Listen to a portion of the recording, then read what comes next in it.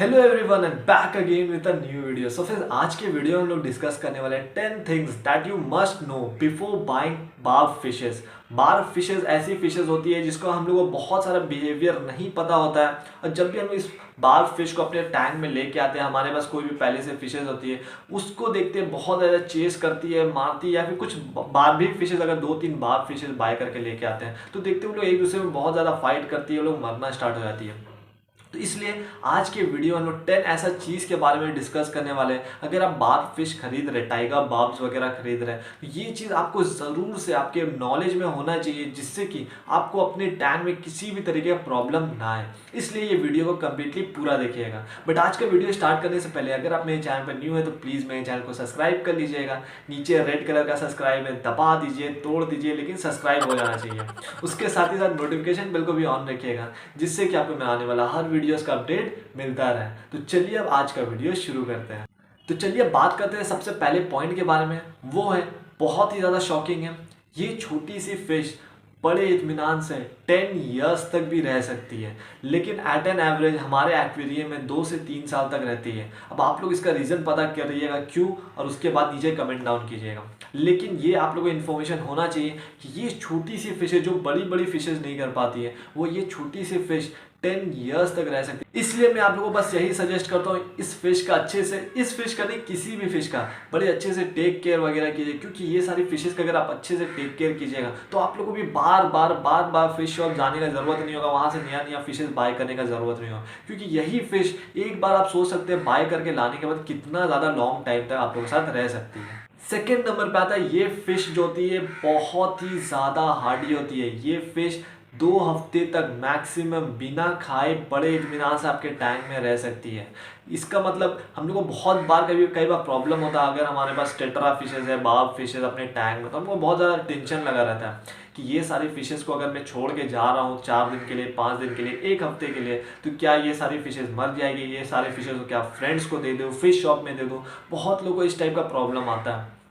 लेकिन अब आप लोगों के लिए कोई भी टेंशन का बात नहीं है, क्योंकि ये फिश जो ये बहुत ही ज़्यादा हार्डी होती है। ये बड़े इत्मीनान से 2 हफ्ते तक भी बिना खाए रह सकती है। लेकिन उसके लिए कुछ पैरामीटर्स हैं, जैसे कि उससे पहले आप जब इस फिश को रखें तो रेगुलर बेसिस में पेलेट्स वगैरह देते हैं कि नहीं, जिसकी वजह से उसके बॉडी में इनफ फैट, इनफ एनर्जी है जो इस लॉन्ग पीरियड को झेल पाए। अगर आप अपनी फिशेस को अच्छे से टेक केयर वगैरह नहीं करते हैं, फिशेस ज़्यादा हेल्दी नहीं है, तब वो इतना दिन तक नहीं झेल पाएगी बिना फूड के। थर्ड नंबर में आता है, ये फिशेस बहुत ही ज़्यादा अग्रेसिव होती है। अगर आप इस फिश को अपने टैंक में डालिएगा और उसके साथ ही साथ कोई दूसरी स्पीसीज़ की फिशेज या फिर यही स्पीसीज़ की अगर फिशेज रहेगी, तो देखिएगा बहुत ही कॉमन रहता है, वो लोग एक दूसरे का फिन्स वगैरह बहुत ज़्यादा निप करेगी, एक दूसरे का फिन्स को निप करेगी। ये तभी करेगी अगर आप फूड्स वगैरह अच्छे से नहीं देते हैं, क्वालिटी फूड्स में नहीं रहता, तो वो लोग फूड तो खोजेगी, कहीं ना कहीं से फूड्स तो लोगों को चाहिए होगा, तो ये लोग क्या करेंगे, दूसरे फिशेज का फिन्स वगैरह निप करेगी। और ये बहुत ही ज़्यादा अग्रेसिव भी रहती है अपने टैंक में। कोई भी छोटा सॉफ्ट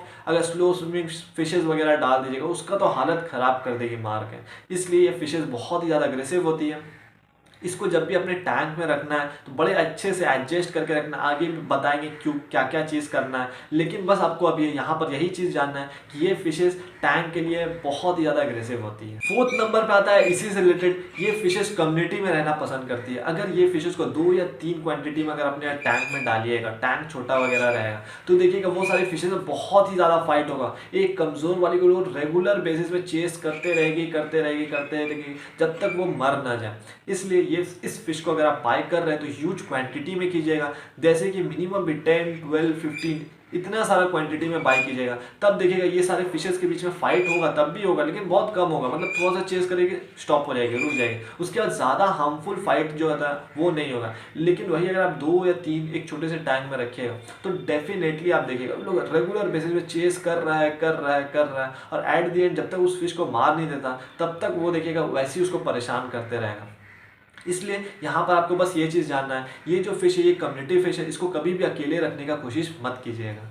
फिफ्थ नंबर पे आता है ये फिशेस को वॉर्म्स खाना, मॉस्किटोज खाना, इंसेक्ट्स खाना बहुत ही ज़्यादा पसंद है। अगर आपके टैंक में किसी भी तरीके का इंसेक्ट्स वगैरह गिर जाता है या फिर कोई भी टैंक में अगर आप कोई भी टाइप का वॉर्म्स, लाइव वॉर्म्स, अर्थ वॉर्म्स, ट्यूफेक्स वॉर्म्स, कोई भी वॉर्म्स वगैरह देते हैं, सारी चीज़ को देखिएगा ये फिश बहुत ही ज़्यादा शौक से खाती है। ये सारी चीज़ को देखना भी बहुत ही ज़्यादा अमेजिंग होता है। इसलिए ये सारे फिशेस के डाइट में थोड़ा बहुत वॉर्म्स वगैरह भी रखिएगा, क्योंकि नेचुरल इन्वायरमेंट में ये सारे फिशेस यही सब मॉस्किटो लार्वास वगैरह, अर्थ वॉर्म्स वगैरह, जो भी वॉर्म्स वगैरह उसको वहाँ पर मिल जाता है, वो सारे वॉर्म्स वगैरह वो खाती है। इसलिए फिशेस को हेल्दी रखने के लिए फिशेस के डाइट में थोड़ा बहुत वॉर्म्स, थोड़ा बहुत इंसेक्ट जरूर रखिएगा। सिक्स्थ नंबर पे आता है ये फिश को एक एयर पंप चाहिए होता है, क्योंकि ये सारी फिशेस जो होती है ये डिजॉल्व ऑक्सीजन, पानी में जितना भी ऑक्सीजन है उसी के सहारे वो पानी में स्विम करती है। अगर पानी में डिजॉल्व ऑक्सीजन नहीं रहेगा तो वो क्या होगा देखिएगा, बहुत ही ज़्यादा कमज़ोर हो जाएगी और उसके बाद सिर्फ और सिर्फ सरफेस में आके ब्रीदिंग करना स्टार्ट कर देंगे।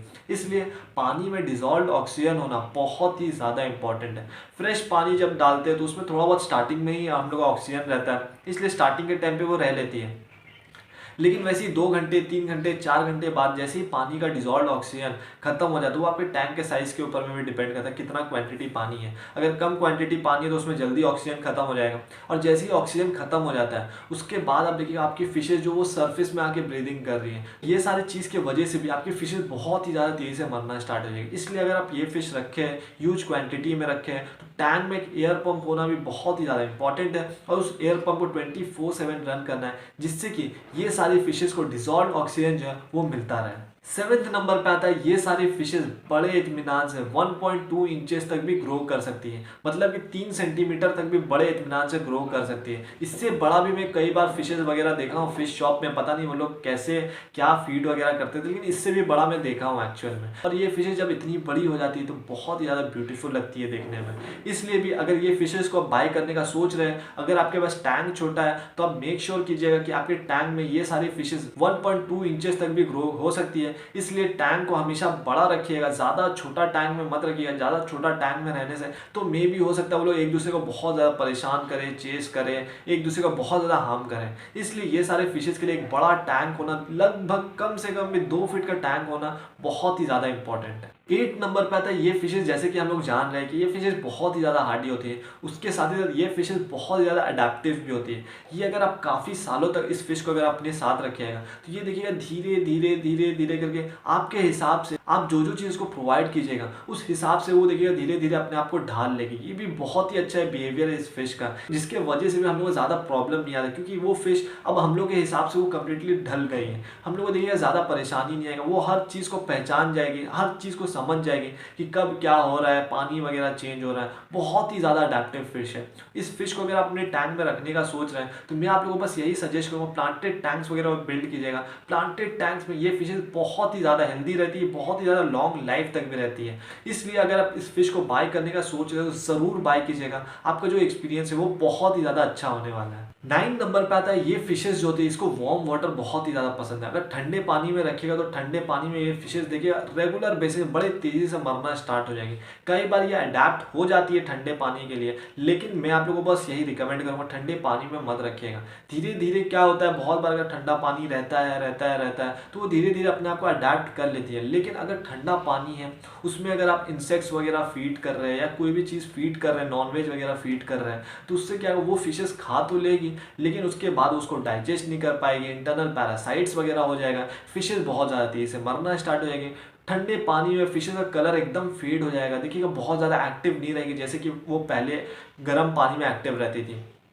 इसलिए और उसके साथ बहुत ज़्यादा तेज़ी से मरना भी स्टार्ट हो जाएगा। इसलिए मैं आपको बस यही रिकमेंड करूँगा, कभी भी इस फिश को बहुत ज़्यादा ठंडे पानी में मत रखिएगा। मिनिमम भी जो रिक्वायरमेंट होता है इस फिश के लिए एक वार्म वाटर का, वो 27-28 डिग्री सेंटीग्रेड आपको मेंटेन करके रखना है इस फिश का टैंक को इस टेम्परेचर में, जिससे कि फिशेस बहुत ही ज़्यादा एक्टिव रहे, बहुत ही ज़्यादा प्लेफुल रहे और फिशेस को कोई भी नुकसान ना पहुँचे ठंडे टेम्परेचर से।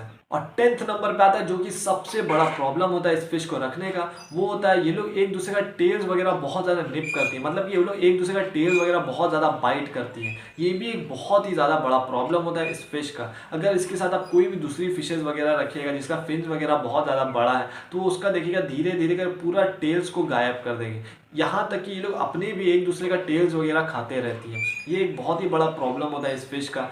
उसके साथ ही साथ अगर ये फिशेस को बहुत ज़्यादा छोटे टैंक में रखिएगा तब भी ये देखिएगा एक दूसरे का टेल्स वगैरह निप करेंगे। इसका एक और बहुत बड़ा प्रॉब्लम होता है, वो ये होता है इस फिश को अगर आप रेगुलर बेसिस में फूड्स वगैरह नहीं देते या फिर अच्छे क्वालिटी का फूड्स नहीं देते या फिर बहुत कम क्वांटिटी में फूड्स वगैरह देते हैं तो इससे भी ये फिशेस क्या करेगी, रेगुलर बेसिस में एक दूसरे का फिन्स वगैरह खाएगी। इसलिए ये सारे फिशेस को अच्छा क्वालिटी का फूड दीजिएगा और रेगुलर इंटरवल्स में दीजिएगा। कभी भी ओवर फीड मत कीजिएगा। ओवर फीड से ये फिशेस बहुत ही ज़्यादा तेज़ी से मरना स्टार्ट होगी। रेगुलर इंटरवल्स में देते रहेगा, थोड़ा बहुत वॉर्म्स वगैरह दीजिएगा जिससे कि ये सारे फिशेस का जो पेट है वो भरा रहे। पेट वगैरह भरा रहेगा तो फिशेस के बीच में फाइट भी बहुत कम होगा। और मैक्सिमम उस टाइम पे मैं देखता हूँ वो लोग एक दूसरे का फिन्स वगैरह को निप नहीं करती है जब उन लोग के बॉडी में इनफ एनर्जी रहता है। तो सो फ्रेंड्स, यही था कुछ 10 इंपॉर्टेंट थिंग्स जो कि आप लोगों को जान के रखना होता है इस फिश के बारे में। होप करता हूँ ये वीडियो आपके लिए बहुत ही ज़्यादा हेल्पफुल साबित हुआ होगा। ऐसी मोर फिश रिलेटेड वीडियोज़ के लिए, फिश रिलेटेड कंटेंट्स के लिए प्लीज़ मेरे चैनल को सब्सक्राइब कीजिएगा। So thank you everyone for watching this video, for being with me. और हम लोग जल्दी मिलेंगे मेरे न्यू वीडियो और एक न्यू कंटेंट के साथ।